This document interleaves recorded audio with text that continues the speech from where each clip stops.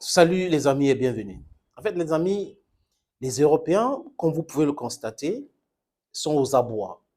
L'OTAN a armé, fortifié Bakhmut massivement. C'est pour cette raison que la prise ou la capture par Wagner de Bakhmut a tellement duré. C'est pour cette raison que ça fait très mal à l'OTAN. À un moment donné, quand ils ont compris que la Russie avait plus de chances de récupérer Bakhmut, ils ont commencé à dire non, ce n'est pas, ça ne sera pas un gain utile, ce n'est pas quelque chose de stratégique et autre, alors qu'au départ, ils disaient cela. Et comme la Russie a pris Bakhmut, constatez l'évolution dans cette actualité. Les Européens se sont rencontrés dans ce qu'ils ont appelé le G7. Quand Bakhmut tombe, qu'est-ce qu'ils disent? Non, nous allons sanctionner le diamant russe. On va plus. Donc, ça veut dire que vous comprenez qu'ils continuent de faire les affaires avec les Russes parce que, de toutes les façons, leur sous-sol n'a rien. Donc, si ils veulent se tuer, ils vont arrêter d'acheter certaines marchandises de la Russie. Parce que ce que les autres pays produisent, ce n'est pas suffisant pour faire tourner leur industrie. La honte de l'OTAN et des États-Unis en Ukraine, c'est la prise de Bakhmut. Ça leur fait très mal parce que ce n'est pas l'armée russe. Donc, en fait, Poutine, en tant que fin stratège, leur montre que je peux utiliser les prions que j'ai pour réaliser les différentes stratégies, pour arriver à mes buts.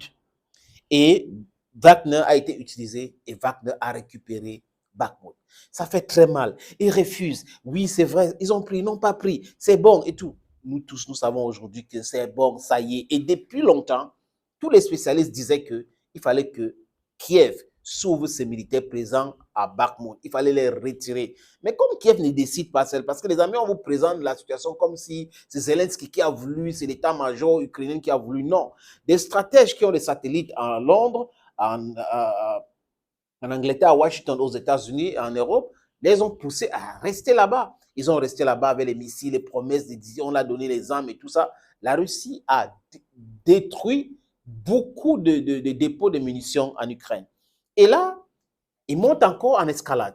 On va donner les F-16. Regardez le timing. Bakhmut tombe, Biden au G7, pendant ce temps-là, donne son OK pour que les pays qui ont des F-16 puissent contribuer ça à l'armée de Kiev. Mais ces F-16-là vont venir rencontrer quoi? Les S-400, les S-300 qui sont à Crimée, qui sont dans les zones déjà conquises. Ça sera une destruction totale de ces F-16-là. Et là, maintenant, vous allez voir, les pays qui achetaient ces F-16 pour leur protection vont commencer à comprendre aujourd'hui que c'est vulnérable, les amis. Ils sont en train de, petit à petit, s'embourbiller dans quelque chose parce qu'ils ont choisi le mauvais ennemi. C'est le mauvais ennemi.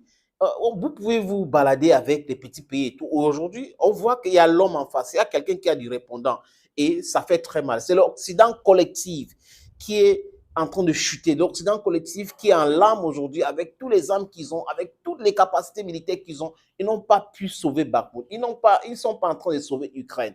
Et vous voyez, quand vous regardez l'image de Zelensky, il est très fatigué. Il n'arrive pas à dormir parce qu'il n'y a pas de l'espoir. On lui pomme des choses, après il réalise que c'est tout autre chose. Les missiles, Kinjal, détruit les armes, détruit les dépôts d'armes, détruit son pays, attaque ici, les missiles Kinjal, détruit même ce système américain patriote hyper sophistiqué qu'ils ont vanté, tout ça là, détruit ce système-là. Donc vous voyez que c'est un réel problème pour eux. Et comme ils sauvent très fort dans l'escalade, on va donner les F-16. Ils ont donné les chars, ils ont donné les canons César, ils ont donné, ça n'a rien changé. La Russie a compris que c'est une guerre d'illusions et on va faire ça comme ça. Et c'est en train de les choquer, ça fait mal. Les F-16 maintenant vont arriver. Ils vont monter. Après les F-16, ils vont dire quoi? Il faut larguer les bombes comment? Des bombes dans quel... Donc c'est un peu compliqué pour eux. Il est temps de comprendre que cette escalade ne profite à personne. C'est les vies humaines, c'est les gens qu'on est en train de perdre. C'est les vies humaines et c'est très important. Vous voyez, peut-être après les F-16 vont commencer à dire non, négocions maintenant et ça sera tard. Et l'Ukraine maintenant va négocier sur les conditions de la Russie et ça sera peut-être le scénario à la coréenne. Si c'est ce scénario-là, ben à quoi bon de faire la guerre pendant longtemps pour accepter cela? Parce qu'au départ, c'était ça, les amis. Je vous suggère d'écouter cet agent de la propagande ukrainienne et c'est en train de jubiler. Ils ont jubilé les Césars, ils ont jubilé les Léopards, les Abrahams. Ils ont jubilé tout. Les missiles, Shadow, Scalp, ils jubilent maintenant les F-16. Et après les F-16, ils vont jubiler quoi encore, les amis? Écoutons. Que c'est assez frappant. Voilà que Joseph Borrell, le Joseph Borrell, représentant l'ancien de l'Union européenne pour les affaires étrangères, nous dit que la formation des pilotes ukrainiens au F-16 a commencé. On sait. Elle est effective dans plusieurs pays, dit-il, et sur toile de fond, plus de 40 pays qui font la guerre contre la Russie. Au bombardement par ces mêmes F-16 de la Crimée. Alors qu'il y a quelques semaines encore, pour eux, la Crimée, c'était un sujet qu'il ne fallait pas aborder. On verra plus tard. Bombarder la Crimée alors avec les F-16. Qu'ils puissent conquérir la Crimée comme ça. Passer là-bas. C'est pas le sujet. Et voilà que tout avance très très vite. Écoutons d'abord Joseph Borrell. I am happy that finally the training of the pilots for the F-16 has started in several countries. It will take time, but the sooner the better. Les Européens sont les valets des Marion Désert. Alors c'est peut-être un secret de Polichinelle qui dévoile. Le fait est que cette formation a commencé au moment où le feu vert est donné pour la livraison de ces avions.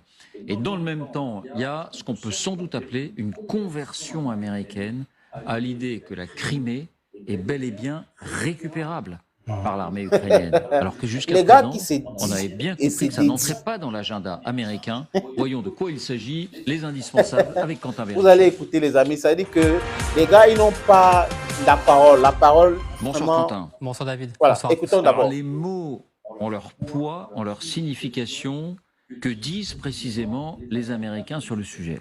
Eh bien, en marge du feu vert américain pour les F-16, Jake Sullivan, le conseiller à la sécurité nationale des États-Unis, était interrogé sur CNN à propos de la Crimée et il n'a pas esquivé la question. Nous avons dit que nous n'autoriserions pas l'Ukraine à utiliser des armes fabriquées aux États-Unis pour frapper la Russie. Et nous pensons que la Crimée est l'Ukraine. Et depuis le début 2014, c'est pas nouveau. Les États-Unis donnent leur feu vert pour que l'armée ukrainienne frappe la péninsule criméenne avec leurs armes. C'est clairement un retournement dans la position américaine. C'est pas vrai. Souvenons-nous, pendant des mois, la Maison-Blanche avait bloqué l'idée d'une offensive ukrainienne en Crimée. Au plus haut sommet, on estimait que c'était une ligne rouge infranchissable. Pourquoi ? D'abord en raison d'une éventuelle réaction russe. Non, regardez Babou les a fait mal, les amis. Anthony Blinken, le secrétaire d'État américain, en février dernier. Une tentative ukrainienne de reprendre la Crimée serait une ligne rouge pour Vladimir Poutine qui pourrait conduire à une réponse russe plus large. Attendez voir. L'état-major américain estimait que la Crimée était un objectif inatteignable pour l'Ukraine. Souvenez-vous de la fameuse phrase de Mark Milley, le chef de l'état-major américain, en novembre. La probabilité d'une victoire ukrainienne expulsant les Russes de toute l'Ukraine, y compris de la Crimée, n'est pas très élevée militairement. Et c'est élevé aujourd'hui. Alors, est-ce que cela signifie formellement que les Ukrainiens sont autorisés, entre guillemets, mais ils envoient les drones, David, y compris pour récupérer la Crimée? Ce point-là reste bombarder et récupérer, c'est deux choses. Il y a quelque temps, déjà, certains responsables américains, notamment Victoria Nuland, sous-secrétaire d'État américaine aux affaires politiques, parlait déjà de la Crimée comme une base arrière russe. Elle plaidait notamment pour des bombardements sur des installations militaires. Regardez ce qu'elle disait, il y a des installations militaires massives en Crimée que la Russie a transformées en dépôts logistiques et de back-office essentiels pour cette guerre. Ce sont des cibles légitimes. Attaquez ça alors. Ces installations militaires en Crimée, les voici. Il en existerait plus de 200 sur le territoire en Crimée. Regardez, ce sont ces petits points jaunes. Et on parle là de bases navales, de bases aériennes, de bases militaires, ou encore de dépôts de carburant, ou encore des dépôts de munitions. Donc est-ce que ce feu vert américain, pour être concret, change quelque chose? Rien du tout. Oui, car ça ne change rien. Sans le feu vert de Washington, Kiev ne pouvait pas militairement frapper en profondeur. Ils envoient les drones, arrêtez ça. C'est le cas. Alors n'ont-ils déjà les moyens? Eh bien oui, car aujourd'hui, avec les missiles GLSDB notamment, livrés à Kiev, 150 km de portée, eh bien regardez, ces missiles pourraient atteindre la Crimée, notamment les installations militaires situées sur la côte ouest de la péninsule. C'est encore différent avec les Storm Shadow, les missiles livrés par Londres ces derniers jours. On a bombardé le dépôt de Storm Shadow. 250 km de portée. Et vous le voyez, avec ces missiles, ce serait presque toutes les installations militaires de la Crimée. installations russes qui sont à portée de tir ukrainien. Est-ce que Moscou a réagi à cette inflexion américaine? Oui, pour Moscou, la Crimée, c'est une ligne rouge. La C'est le Crimée vice-ministre fait des Affaires partie étrangères qui intégrante de la Fédération de Russie, indique Sergueï Rabkov, le vice-ministre des Affaires étrangères. présenter l'image d'une manière différente, proférer des menaces et soulever la question sont une confirmation de l'irresponsabilité et de l'escalade de Washington. Voilà ce qui est dit. Pour Moscou, c'est clair, la Crimée, c'est la Russie depuis le référendum d'annexion en 2014. Merci Quentin. Un tout dernier point sur les F-16. On a vu que Joseph Borrell disait les formations des pilotes ukrainiens ont commencé. Une date est donnée pour l'arrivée des premiers F-16? Oui, l'information a été donnée par Yuri Sak, conseiller du ministre de la Défense ukrainien. Fin septembre, début octobre, nous pourrions voir les premiers F-16 voler dans l'espace aérien d'Ukraine. Essayez. 4 mois, donc, c'est le temps minimum pour former les pilotes de chasse ukrainiens en modèle occidental, qui sont habituellement habitués à piloter sur les MiG-29, des modèles soviétiques. Cela confirme donc bel et bien que la formation des pilotes a commencé en Europe. Et vous le disiez en préambule, en Pologne notamment, c'est Joseph Borrell, le chef de la diplomatie européenne, qui l'a annoncé. Merci Quentin. Les gens s'y font rire, franchement. Ça veut dire qu'on monte en grade. Oui, on va sanctionner 12 trains de sanctions, 13 trains de sanctions, 14 trains de sanctions. La Russie va s'effondrer. La Russie va s'effondrer. Maintenant, on a décidé de donner les canons César. Les canons César peuvent tirer à tel kilomètre. Non. Après, il y a les chars Abrams. Il y a Léopard 2 qu'on va donner. Vraiment, ça va changer la nomenclature de la guerre. Bon, après maintenant, on a donné les Storm Shadow. Les Storm Shadow, vraiment, la Russie va se mettre à genoux. Après, non, les Américains ont déjà installé le système de défense anti-aérien appelé Patriot. Ce système Patriot va sécuriser le ciel ukrainien. Vraiment, il n'y aura plus de missiles, il n'y aura plus de ceci. Vraiment, ça va. Et maintenant, les F-16 vont venir et on va récupérer, avec les bombardements, on récupère quoi? Vous avez déjà essayé ça en guerre, même des techniciens sur le plateau. Vous pouvez bombarder et récupérer un territoire. Ce n'est pas possible. Arrêtez votre lesbruf. Nous connaissons que le fait que Wagner a capturé complètement Bakhmut vous fait mal parce que vous avez dépensé des millions et des millions de dollars en termes d'armement à Bakhmut. Et ces armes-là ont été détruites. Ça vous fait très mal. Les dépôts d'armes qui sont bombardés tous les jours, ça vous fait très mal. C'est pour cette raison que vous montez en un cran à l'autre. Bientôt, vous allez commencer à demander à négocier. Parce que pour vous, il faut que cette guerre finisse en 2023. Alors que chez Poutine, il a le temps. Il veut que ça dure. Et longtemps que ça va durer, c'est votre économie qui va en partie. Regardez ce qui se passe aux États-Unis et en Europe aujourd'hui. Ce n'est pas le monde entier qui souffre. C'est vos économies qui souffrent. C'est ça, les amis. Vous avez compris, non? OK, les amis. Bon, à très bientôt. Thank you for always watching videos on this platform. God bless you.